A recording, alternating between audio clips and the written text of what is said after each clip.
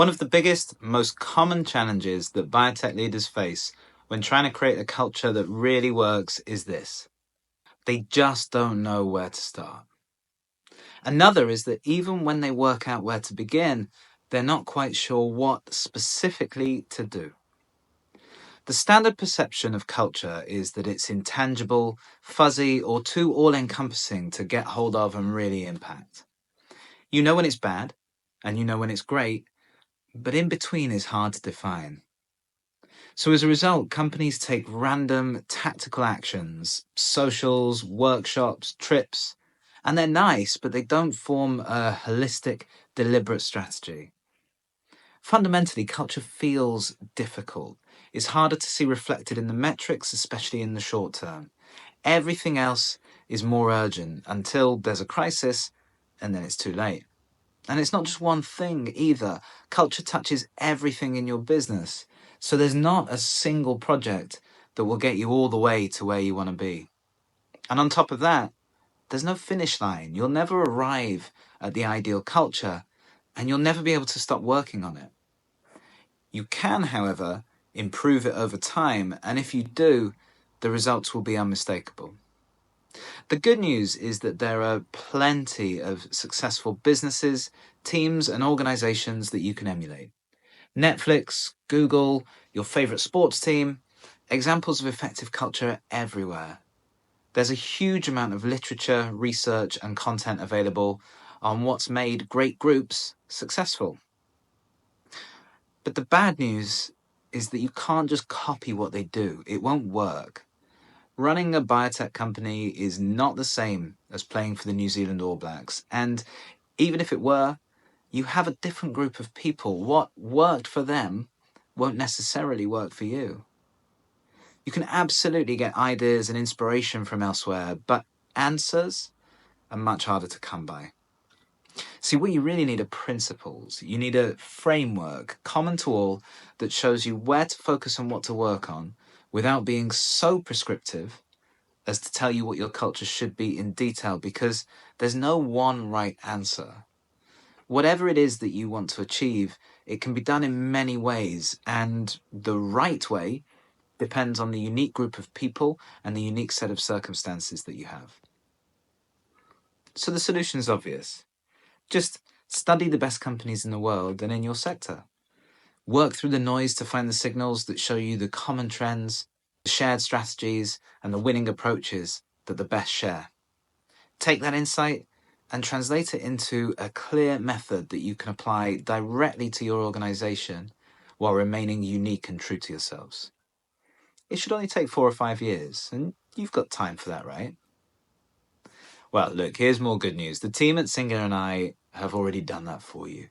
It turns out that on analysing the absolute best in the world to understand their approach to building winning teams and creating high-performance cultures, there are 7 key areas or building blocks that you need to work on.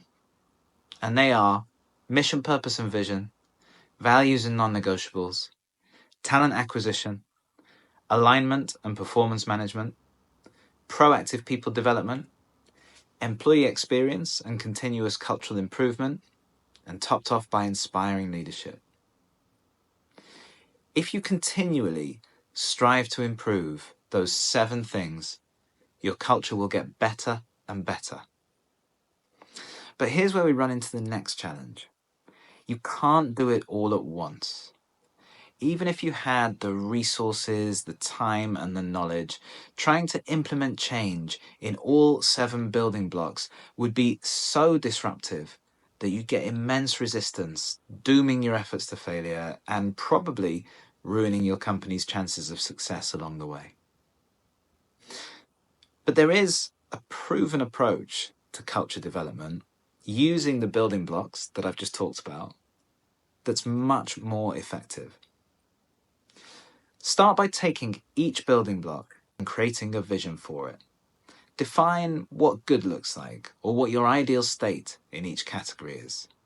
Ask yourself and your team what kind of leadership you want to see in the business, what the values of the company will look like when they're fully realized, what kind of behaviors will you celebrate, And how will the organization feel at its best?